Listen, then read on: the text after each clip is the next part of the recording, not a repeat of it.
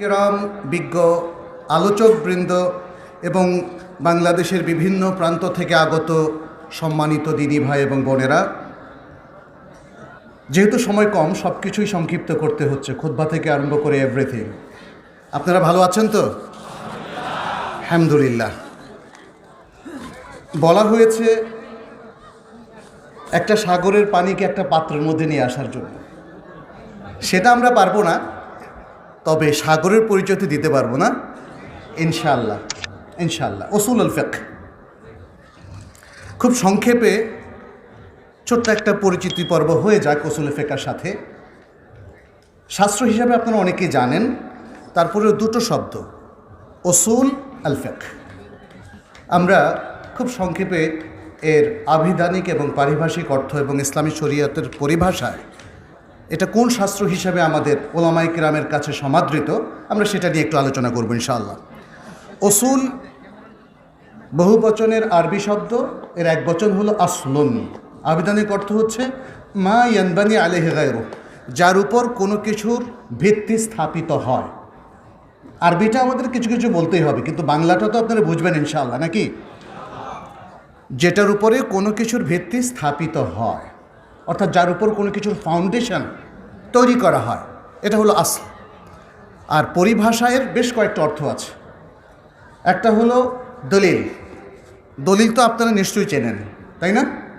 আমরা যেটাকে বলি যে ইসলামের প্রত্যেকটা ইভেন্ট, প্রত্যেকটা মুভমেন্ট, প্রত্যেকটা ক্ষেত্রে একটা না একটা দলিল লাগবে। আপনি যে হুকমে শারঈ তাকে বলেন না কেন, যে এটা মুস্তাহাব, এটা সুন্নাহ বা অপশনাল, এটা ওয়াজিব, এটা ফরজ, এটা হারাম, এটা মাকরুহ, যাই বলেন না কেন তার একটা দলিল লাগবে। এই দলিল, আসল মানে হলো দলিল, এভিডেন্স, প্রমাণ। আরেকটা অর্থ হচ্ছে আল কায়েদা আল মুস্তামিররা। কায়েদা একটা নিয়ম বা নীতি যেটা চলে আসছে, মানুষ যে কায়দা ফলো করতে অভ্যস্ত, আল কায়েদা আল মুস্তামিররা। আরেকটা হলো আর রাজিহ, যে কোনো ক্ষেত্রে সঠিকটা কি, অধিক শক্তিশালী মতটা কি, এটাকে বলা হয় আর রাজিহ। তাহলে আসল মানে হচ্ছে আর রাজিহ। আসল মানে হচ্ছে তাহলে মূলনীতি, যেটাকে বলা হয় বেসিক প্রিন্সিপাল, আল আসল। যেমন আল আসলু ফিল আশিয়া অথবা ফিল মুআমালাতি আল ইবাহা। মুআমালাতের ক্ষেত্রে বেসিক প্রিন্সিপাল বা মূলনীতি হচ্ছে এটা মুবাহ, এটা জায়েজ, যতক্ষণ না শরীয়তের কোনো হারাম দলিল এসে ওই বস্তুকে হারাম করে, তার আগ পর্যন্ত এটা মুবাহ। বুঝতে পারছেন? খুব ইন্টারেস্টিং একটা বিষয় কিন্তু, তাই না? এখানে যে বিষয়গুলো নিয়ে আলোচনা হবে সেটা মানুষের মধ্যে যদি সে জ্ঞানমুখী হয় তাহলে তার জন্য খুবই মজাদার একটা সাবজেক্ট, এবং সেটা আমরা আরও বুঝবো যখন ইসলামী পরিভাষায় উসুল ফিকহ কাকে বলে সেটাকে আমরা বুঝব। উলামায়ে কেরাম বলেছেন যে এটা হচ্ছে এমন একটা শাস্ত্র আল্লাযী ইয়াবহাস আন আদিল্লাতিল ফিকহ, ফিকহের দলিল নিয়ে এটা আলোচনা করে। তাহলে ফিকহ নিয়েও একটু মনে হয় আলোচনা করলে বেটার হয়। বা সংজ্ঞাটাকে, ফিকহ বলতে আমরা কি বুঝি? ফিকহের শাব্দিক অর্থ হচ্ছে গভীর জ্ঞান। আমরা অনেকেই বলি যে ফিকহ দরকার নাই আমাদের, তার মানে গভীর জ্ঞানের দরকার নাই। দরকার আছে কি নাই বলেন তো? আছে। মান ইউরিদিল্লাহু বিহি খায়রান ইফাক্কিহু ফিদ্দীন। আল্লাহ যার কল্যাণ চান তাকে দ্বীনের গভীর জ্ঞান দান করেন। কে বলেছেন? রাসূলুল্লাহ সাল্লাল্লাহু আলাইহি ওয়াসাল্লাম। আল্লাহ বলেননি এটা, রাসূলুল্লাহ সাল্লাল্লাহু আলাইহি ওয়াসাল্লাম। এটা একটা সহিহ হাদিস। যাই হোক, তাহলে বোঝা গেল আল ফিকহু ফিদ্দীন অথবা আল ফিকহু কথাটা, এটা আল্লাহ তাআলাও কোরআনে ইউজ করেছেন, লাহুম কুলুবুন লা ইয়াফকাহুনা বিহা, তাই না? বিভিন্ন জায়গায় যে আমরা তুমি যা বলছো তা বুঝি না, আবার তাদের অন্তর আছে কিন্তু অন্তর দিয়ে তারা বুঝে না। এভাবে ফিকহের কথা এসেছে। রাসূল সাল্লাল্লাহু আলাইহি ওয়াসাল্লাম ফিকহ ফিদ্দীনের প্রশংসা করেছেন, তার মানে ফিকহের প্রয়োজন আছে। ফিকহুন নুসুস, ফিকহুল কোরআন, ফিকহুস সুন্নাহ, এটা খুব জরুরি দরকার। এবং এই ধরনের ছোট ছোট সাবজেক্ট মেদিনী ইউনিভার্সিটিতে আমাদের কিসমুল হাদিস এবং কিসমুল কোরআন, কিসমুল শরিয়া সবখানেই পড়ানো হয়। আর ফিকহের পরিভাষা হলো, অর্থাৎ ইসলামী পরিভাষায় ফিকহ কাকে বলে? ফিকহ হচ্ছে হুয়াল ইলমু بالأحكام الشرعية الفرعية العملية المستنبطة من أدلتها التفصيلية অর্থাৎ শরীয়তের বিস্তারিত দলিলের আলোকে আমাদের ব্যবহারিক জীবনের যে শাখা প্রশাখাগত বিভিন্ন ইস্যুর যে বিধান সেই সম্পর্কিত জ্ঞানটা হলো ফিকহ। তার মানে আপনি এখন একটু হাঁটতে চাচ্ছেন, এই হাঁটার বিধানটা কি? আপনি খেতে চাচ্ছেন, যে জিনিসটা খেতে চাচ্ছেন ওটা কি খাওয়া যাবে কিনা? একটা জিনিস বিক্রি করতে চাচ্ছেন, বিক্রি করা যাবে কিনা? এই বিধানটা জানার নাম হচ্ছে ফিকহ। কিন্তু কিসের ভিত্তিতে বলেন তো? কিসের ভিত্তিতে? দলিলের ভিত্তিতে। ফিকহের সংজ্ঞার মধ্যে যে সংজ্ঞাটা সকল উলামায়ে কেরাম গ্রহণ করেছেন, বলেছেন এই যে হুকুমটা জানার নাম বলছি, এই হুকুমটা উদ্ভাবিত হচ্ছে দলিল থেকে, মানুষের কোনো কথা থেকে না, কোনো আকল থেকে না, কোনো মানব রচিত চিন্তা ভাবনা থেকে না, মানব রচিত কোনো মতবাদ কিংবা বই থেকে না। এটা কিসের ভিত্তিতে রচিত, উদ্ভাবিত? কোরআন এবং সুন্নাহর ভিত্তিতে, অর্থাৎ শরীয়তের যেটা দলিল হিসাবে সাব্যস্ত সেটা থেকে। তাহলে এখন ফিকহের যেটা দলিল সেটাই হলো উসুলুল ফিকহ। ফিকহের দলিল সেটাই হলো উসুলুল ফিকহ। দলিল ছাড়া কি কোনো ফিকহ হতে পারে? ফিকহ হতে পারে না।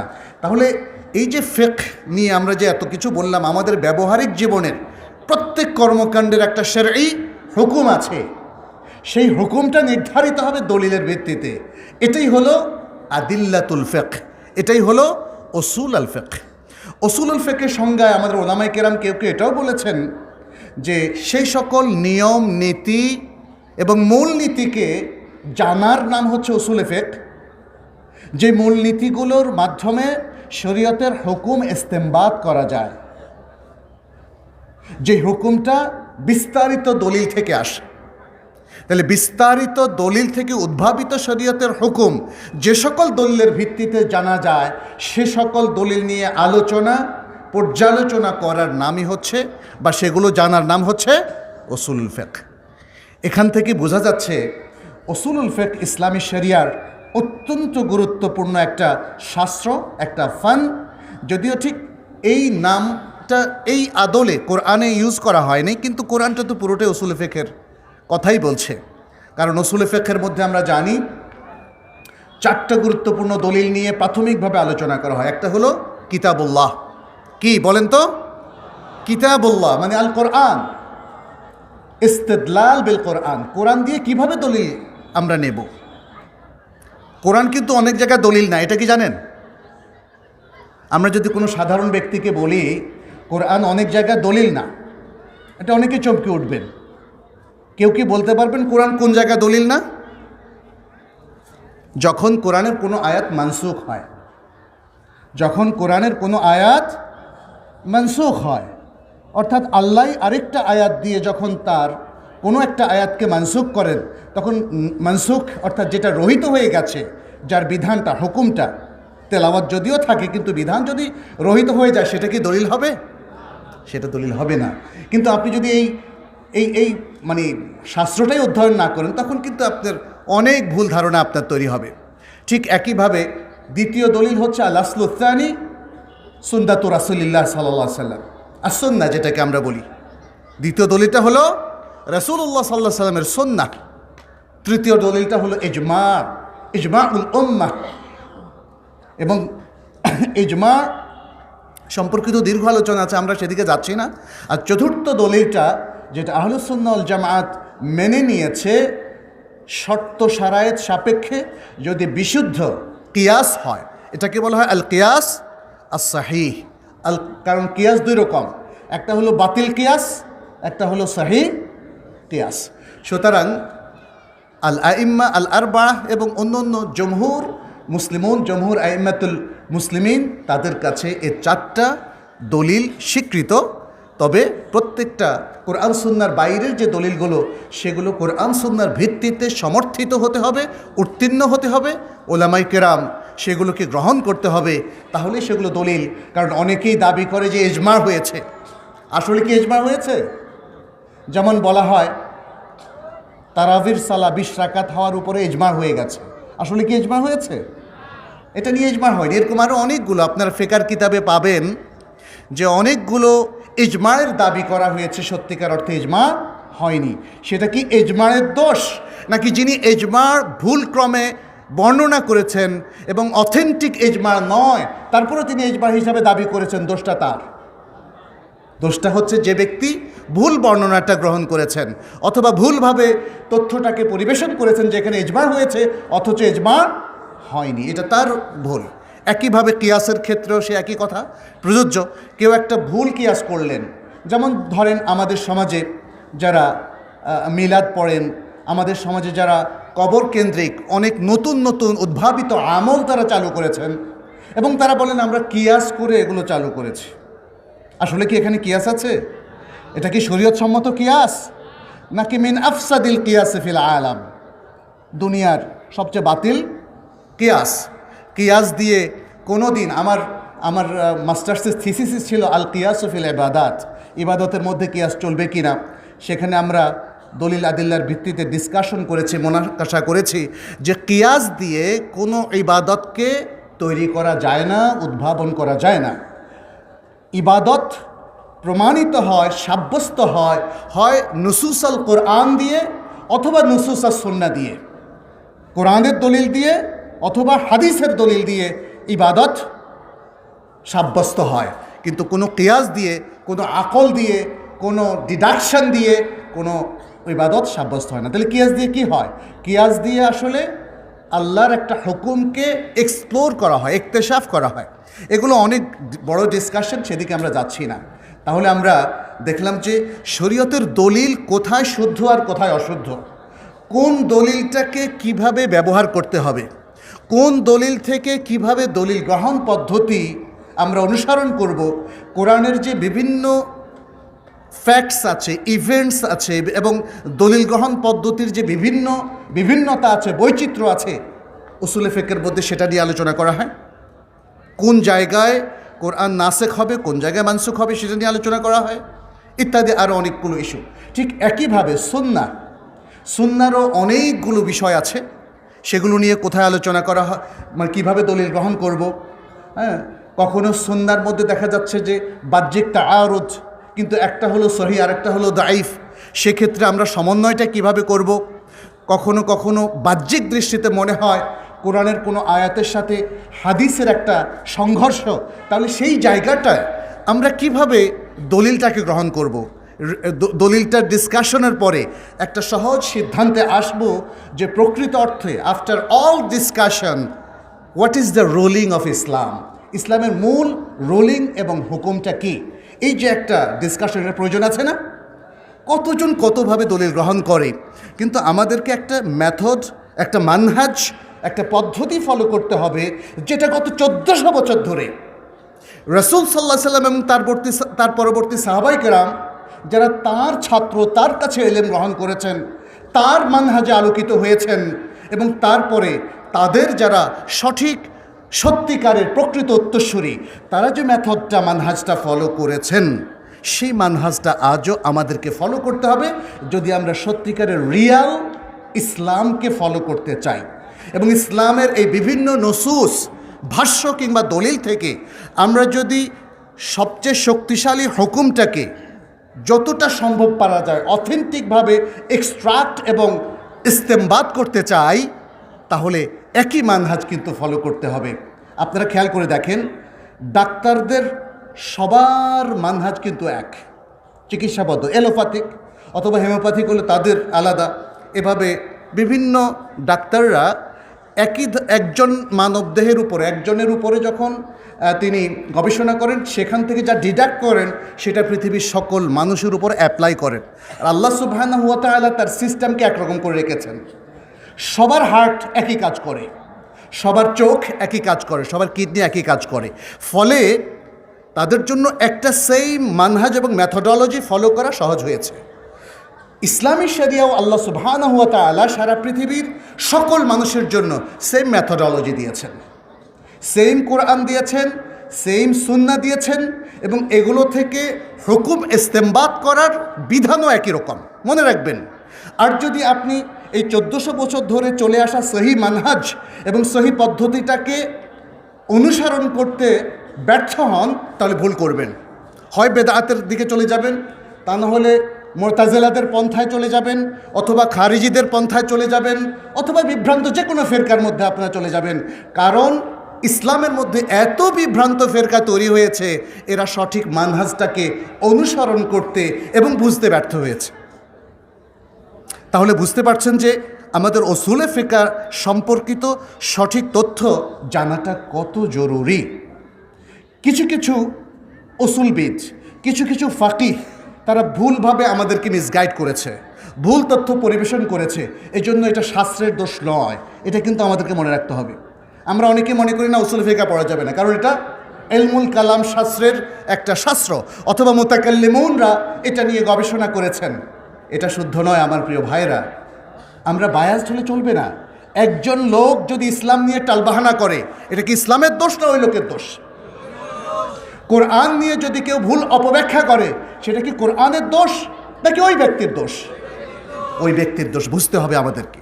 এই জন্য আমাদের ওলামায়ে কেরামের মধ্যে আমরা দেখি যারা জাহাবাদা ছিলেন, উম্মার লিডার ছিলেন, বড় বড় স্কলার ছিলেন, সেই তরুণ সাহাবীদের থেকে শুরু করে তাবিউন, আতবাউত তাবিউন, আইম্মাতুল হুদা, সবার মধ্যে আমরা দেখি তারা ফিকহের কিন্তু চর্চা করেছেন। তারা উসুলে ফিকহটাকে ভালো মতো বুঝেছেন। আর এই জন্য উসুলে ফিকহর ট্রান্সলেশনে কেউ কেউ এটাকে বলেন source methodology of Islamic jurisprudence. Source methodology of Islamic jurisprudence, এটা হলো এমন কিছু উৎস যেটা আমাদেরকে ইসলামিক আইন কানুন এবং বিধানগুলো বোঝার ক্ষেত্রে একটা মেথড উপহার দেয়। সুতরাং সেই মেথডটা আপনি যদি বুঝতে পারেন ভালো মতো, তাহলে আপনি সহিহ আকীদার বাতিল আকীদার মধ্যে ফরক করতে পারবেন। উসুলে ফিকহের এই মানহাজটাকে অ্যাপ্লাই করে আমাদের একজন ওস্তাদ, মদিনা ইউনিভার্সিটির প্রখ্যাত প্রফেসর, তিনি ইলমু উসুলুল বিদআ এই বইটা লিখেছেন, এবং তিনি ইমাম শাতিবির আল ইতিসাম গ্রন্থের আলোকে একটা ছোট্ট বই লিখেছেন, যেখানে এই কায়দাগুলো, কাওয়াইদুল বিদআগুলো তিনি উল্লেখ করেছেন। ঠিক একইভাবে মদিনা ইউনিভার্সিটির আরেকজন প্রখ্যাত শেখ ডক্টর মোহাম্মদ আল জিজানি, তিনি একটা সুন্দর উসুল ফিকহের উপর বই রচনা করেছেন, যেটার নাম দিয়েছেন মাআলিম উসুলুল ফিকহ ইনদা আহলি সুন্নাহ ওয়াল জামাআহ। আমরা যদি উসুল ফিকহের ইতিহাস দেখি, তাহলে দেখব আসলে উসুল ফিকহটা কখন থেকে শুরু হলো। এটা কোরআনের মধ্যে, হাদিসের মধ্যে যেহেতু আছে, অতএব তখন থেকে শুরু হলো। কিন্তু যে কোনো শাস্ত্র আমরা পরবর্তীতে দেখেছি যে নামটা, যে পরিভাষাটা গ্রহণ করেছে, সেটার জন্য একটু সময় নিয়েছে। তার মানে এটা নতুন কোনো সৃষ্ট কিছু নয়। কোরআন নিয়ে আপনি যে আলোচনাটা করবেন, সেখান থেকে দলিল গ্রহণ করবেন, এটা কি নতুন কিছু? এটা নতুন কিছু নয়। হাদিস নিয়ে আলোচনা করবেন, হাদিস থেকে আপনি হুকুম এক্সট্রাক্ট করবেন, এটা নতুন কিছু নয়। সুতরাং এভাবে যখন ইজমা নিয়ে আসছে, যে আমরা দেখছি আবু বকর রাদিয়াল্লাহু তাআলা আনহুর সময় অনেক বিষয়ে সাহাবায়ে কেরাম যখন দেখেছেন তারা কোনো একটা মতে একমত হতে পারছেন না, পরে তারা কোরআন সুন্নাহর দৃষ্টিভঙ্গিগুলো নিয়ে আসলেন, ডিসকাশন করলেন, তারপর একমত হলেন। যখন জাকাত অস্বীকারীদের, যারা জাকাত দিতে অস্বীকার করেছিল, মূল জাকাতকে অস্বীকার করেনি, তাদের বিরুদ্ধে আবু বকর রাদিয়াল্লাহু তাআলা জিহাদ ঘোষণার কথা বললেন, তখন ওমর ইবনুল খাত্তাব তার সাথে ডিবেট করলেন, কিন্তু পরিশেষে একমত হয়ে এখানে আবার ইজমা হয়ে গেল। এভাবে নানা ইজমা রাসূল সাল্লাল্লাহু আলাইহি সাল্লামের ইন্তেকালের পরে আমরা দেখলাম। পরবর্তীতে কিয়াসের কথা যদি বলেন, বিশুদ্ধ কিয়াস, অর্থাৎ যেখানে কোরআন এবং সুন্নাহর যে কোনো একটা দলিল হবে আসল, আরেকটা বিষয় হবে ফরা, যেটা সম্পর্কে স্পষ্ট দলিল নেই, আমরা সেই আসলের উপর তাকে কিয়াস করবো একটা ইল্লাতের ভিত্তিতে। এই ধরনের কিয়াসগুলো নবী সাল্লাল্লাহু আলাইহি সাল্লামের সময় হয়েছিল। যেমন বনু কুরাইজা একটা ইহুদিদের গ্রুপ ছিল, যাদেরকে রাসূল সাল্লাল্লাহু আলাইহি সাল্লাম আক্রমণ করার নির্দেশ দিয়ে একদল সাহাবাকে প্রেরণ করলেন এবং বললেন, তোমরা সেখানে গিয়ে আসর পড়ো। আমার সময়টা শেষ হওয়ার অন্তত ৩-৪ মিনিট আগে বলবেন। তখন তাদের একদল পথে আসর পড়ে ফেলল, আরেক দল গিয়ে পড়ল। যারা গিয়ে পড়লো তারা বলল, নো, রাসূল সাল্লাল্লাহু আলাইহি সাল্লামের নির্দেশ অলঙ্ঘনীয়, লঙ্ঘন করা যাবে না, তিনি যখন নির্দেশ দেন সেটা ফরজ, অতএব আমরা পথে পড়ব না। আর আরেক দল বলল, ওয়াক্ত তো হয়ে গেছে, ইন্না সালাতা কানাত আলাল মুমিনিনা কিতাবাম মাওকুতা, এবং তারা যেন ওয়া আকিমিস সালাতা লিদুলুকি শামস, এভাবে বিভিন্ন আয়াত দিয়ে তারা বুঝলেন যে ওয়াক্ত হলে সালাত পড়া যায়। আর তারা এটাও বুঝলেন যে নবী সাল্লাল্লাহু আলাইহি ওয়াসাল্লাম আসলে দ্রুত বনি কুরাইজার কাছে যেতে বলেছিল, এই জন্য আমরা পথে পড়লে কোনো অসুবিধা নাই। দুই দল যখন নবী সাল্লাল্লাহু আলাইহি ওয়াসাল্লামের কাছে এসে জিজ্ঞেস করলেন, ইয়া রাসূলুল্লাহ আমাদের মধ্যে কে ঠিক, তিনি বললেন সবাই ঠিক, কাউকে তিনি ভুল বলে অভিহিত করলেন না। তার মানে হচ্ছে নবী সাল্লাল্লাহু আলাইহি ওয়াসাল্লাম বিশেষ পরিস্থিতিতে মানুষকে ইজতিহাদ করা, গবেষণা করার একটা অনুমতি দিয়েছেন। ইজতিহাদ হচ্ছে আরেকটা মেথোডোলজি, যেটা ফলো করে যখন সরাসরি দলিল পাবেন না, তখন ইসলামের যে কাওয়ায়েদ আম্মা আছে, কমন যে ফর্মুলাগুলো আছে, নিয়ম নীতিগুলো আছে, তার আলোকে আপনি আরেকটা নিয়মে এক্সট্রাক্ট করবেন, ইস্তেমবাদ করবেন, উদ্ভাবন করবেন। এগুলো শরীয়তে অ্যালাউড। আমরা এই জন্য দেখি যে উসুলে ফিকহের উপরে সর্বপ্রথম যিনি বই রচনা করেছেন তিনি মিন আ'লামিল উম্মাহ, মিন আ'লামিল উম্মাহ। কে বলতে পারেন উনি কে, বলেন তো? যিনি উসুলে ফিকহের উপর সর্বপ্রথম বিশ্ববিখ্যাত একটা বই তিনি লিখলেন, জানেন না নাকি কেউ? আল ইমাম আশ-শাফিঈ, আল ইমাম আল কুরাশি রাহমাহুল্লাহ, ইমাম শাফিঈ, যিনি শরীয়তের সবগুলো শাখা এবং আরবি ভাষারও সুপণ্ডিত ছিলেন। আর রিসালা, তার বইয়ের নাম হচ্ছে আর রিসালা। ইমাম ইবনু তাইমিয়া রাহমাহুল্লাহ কি বলছেন একটু শোনেন। ইমাম ইবনু তাইমিয়া, তাকে চেনেন তো সবাই? তিনিও মিন আ'লামিল উম্মাহ, স্কলার অব দ্য উম্মাহ, আলামুন মিন আ'লামিল উম্মাহ। তিনি বলছেন লাবুদ্দা আন ইয়াকুনা মা'আল ইনসানি উসুলুন কুল্লিয়াহ, অবশ্যই মানুষের সাথে এমন কিছু উসুল, মূলনীতি, মানে সার্বিক কিছু মূলনীতি থাকতে হবে, তুরাদ্দু ইলাইহাল জুজইয়াত, ছোটোখাটো সকল ফারঈ শাখা প্রশাখাগত মাসআলা, সেই মূলনীতির দিকে ফিরিয়ে দিতে হবে যার ভিত্তিতে ফয়সালা করা হবে। লিয়াতাকাল্লামা বিইলমিন ওয়া আদলিন, যেন মানুষ ইলমের আলোকে কথা বলতে পারে, ওয়া আদলিন, এবং ইনসাফ ভিত্তিক কথা বলতে পারে। খুব ইম্পর্টেন্ট কথা, খেয়াল করেন। সুবহানাল্লাহ, এটা আপনারা স্বর্ণের অক্ষরে না, হীরার অক্ষরে লিখে রাখতে পারেন। লিয়াতাকাল্লামা বিইলমিন ওয়া আদলিন, কারণ আমাদেরকে কথা বলতে হবে আলটিমেটলি সর্বাবস্থায়, শুধু দিন শেষে না, সর্বাবস্থায়। বিইলমিন, ইলমের আলোকে কথা বলতে হবে, অর্থাৎ দলিলের আলোকে কথা বলতে হবে। ওয়া আদলিন, আর দলিলটাকে বুঝতে হবে ঠিক মতো, নাহলে আপনি জুলুম করবেন, আপনি উগ্রবাদী হবেন, আপনি ভ্রষ্ট লোকদের মতো আপনি দলিলটাকে টেনে টুনে ওইদিকে নিয়ে যাবেন, অথবা বেদাতিদের মতো অন্যদিকে দলিলটাকে ব্যবহার করবেন। উনি বলছেন লিয়াতাকাল্লামা বিইলমিন ওয়া আদলিন সুম্মা ইয়ারিফুল জুজইয়াত কাইফা ওয়াকাআত, এরপরে তিনি জানবেন, তাকে জানতে হবে যে এই জুজইয়াতগুলো, এই ছোটোখাটো বিষয়গুলো কিভাবে ঘটলো, কিভাবে সংঘটিত হলো। ওয়া ইল্লা ফায়াবকা ফি কাযিবিন ওয়া জাহলিন ফিল জুজইয়াত, আর যদি তিনি এই অসুলগুলো ভালো করে না বুঝেন, মেথডটা ভালো করে না বুঝেন, এবং মাসআলাগুলো, জুজইয়াত ইস্যুগুলো ভালো করে না বুঝেন, তাহলে তিনি মিথ্যার মধ্যে থেকে যাবেন। ফায়াবকা ফি কাযিবিন, মিথ্যার মধ্যে থেকে যাবেন। ওয়া জাহলিন, এবং জাহালাতের মধ্যে, মূর্খতার মধ্যে তিনি থেকে যাবেন। তাহলে এই মিথ্যা এবং মূর্খতার মধ্যে থেকে কি দ্বীনের কোনো কাজ করা যায়? এরপর বলছেন ওয়া জাহলিন ওয়া যুলমিন ফিল কুল্লিয়াত, এবং তিনি ইসলামের যে মৌলিক আম নীতিমালা আছে সেই ব্যাপারেও তিনি জাহলিন, জাহালাতের মধ্যে থাকবেন, ওয়া যুলমিন, জুলুমের মধ্যে থাকবেন। দেখেন ইবনু তাইমিয়া কথাগুলো তিনি ব্যবহার করেছেন না বুঝে নয়, এর কনসিকুয়েন্স হিসেব করে কথা বলেছেন। ফায়াতাওয়াল্লাদু ফাসাদুন আযীম, ফলে সমাজে, রাষ্ট্রে, মুসলিম জনপদে বিশাল বড় বিপর্যয় সৃষ্টি হবে। আজকে আমাদের এই ইসলামী শরিয়াটাকে ভালো করে না বুঝার কারণে বিশাল একদল মুসলিম তারা সেকুলারাইজড হয়ে গেছে। তারা দিন বলতে শুধু রুকু সেজদাকে বুঝে, অথবা রমজান মাসের রোজা আর ঈদকে বুঝে, আর কিছু বুঝে না। এবং সর্বক্ষেত্রে ইসলামের কথা নিয়ে আসলে তারা এটাকে ভিন্ন অর্থে প্রয়োগ করে এবং এর বিরোধিতা করে। এর মূল কারণটা কি?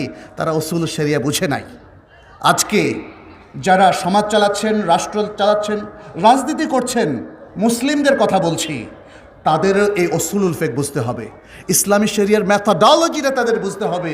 তাহলে তারা বুঝবেন যে কোন জায়গায় তারা ভুল করছেন, ইসলামী শরিয়াতের কোন জায়গায় তারা খেলাপ করছেন, আর কোন জায়গায় তাদের কি করা উচিত।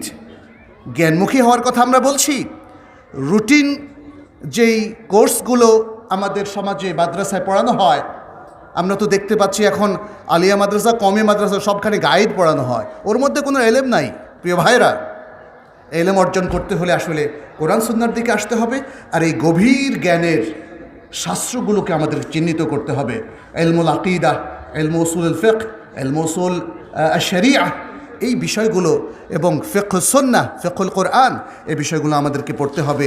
আমার মনে হয় সময় হয়তো শেষের দিকে। শরীয়তের গুরুত্ব বোঝার জন্য আসলে আরও অনেক ডিসকাশন আছে।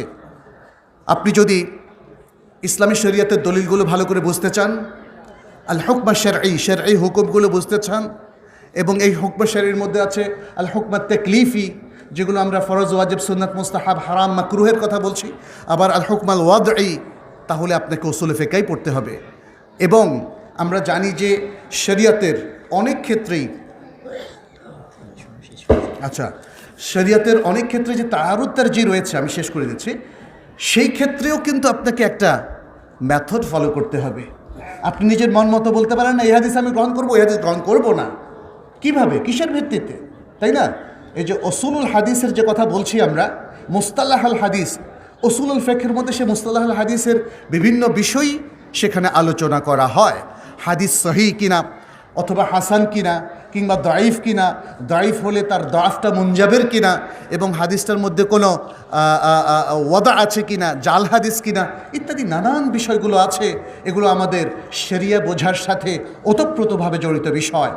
আমি খুব সামান্যই আজকে আলোচনা করলাম, যেহেতু সময়ও খুবই স্বল্প, কিন্তু আমার মনে হয় আপনারা বুঝতে পেরেছেন এটা এমন একটা শাস্ত্র যার প্রতি আমাদের গুরুত্ব দেওয়া উচিত। কিছু দুষ্ট লোকেরা ইসলামের এই সমস্ত শাস্ত্র নিয়ে যদি দুষ্টামি করে অথবা এগুলোকে বিকৃত করে, এগুলোর অপব্যাখ্যা করে, তার দ্বারা আমাদের প্রভাবিত হলে চলবে না। কারণ ইসলামের শত্রুরা আমাদের প্রাণপ্রিয় রাসূল সাল্লাল্লাহু আলাইহি সাল্লামের হাদিস নিয়েও তারা খেলাধুলা করেছে, হাদিসকেও তারা জাল করেছে। কিন্তু জাল হাদিসের কারণে আজকাল একদল বিভ্রান্ত মানুষ দেখবেন তারা হাদিস শাস্ত্রকে অস্বীকার করছে। সেটা করা যাবে না। আসুন আমরা জ্ঞানের দিকে ফিরে আসি, দিশার দিকে ফিরে আসি, মেধাভিত্তিক ইসলাম চর্চার দিকে ফিরে আসি, ইন্টালেকচুয়াল ইসলামের দিকে ফিরে আসি। তাহলে সমাজে যত ফাসাদি থাকুক আমরা ইনশাল্লাহ বিভ্রান্ত হব না, আমাদের তরুণরা বিভ্রান্ত হবে না। এবং আমি আশা করব আমাদের এই শরিয়ার সাবজেক্টগুলো এই সমস্ত মাদ্রাসা, জামিয়া সালাফিয়া এবং অন্যখানে যারা পড়ছেন, পড়াচ্ছেন, তারা যেন খুব সিরিয়াসলি এটাকে পড়ান এবং পড়েন, সেই আহ্বান রাখছি।